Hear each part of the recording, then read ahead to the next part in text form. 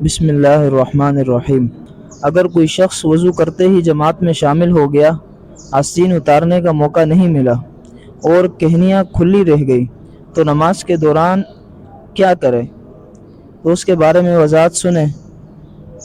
نماز کے دوران اسے یہ کرنا چاہیے کہ کچھ آستین قیام کے دوران نیچے کر لے، کچھ رکوع کے درمیان اور کچھ سجدے کے درمیان، اسی طرح تھوڑا تھوڑا کر کے وہ اپنے آستین کو نیچے اتار لے۔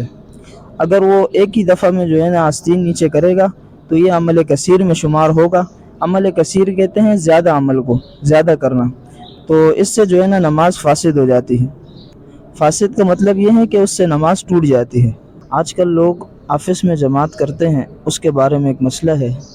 اگر قریب میں ایک مسجد ہے تو مسجد میں جا کر جماعت کے ساتھ نماز پڑھنا ضروری ہے۔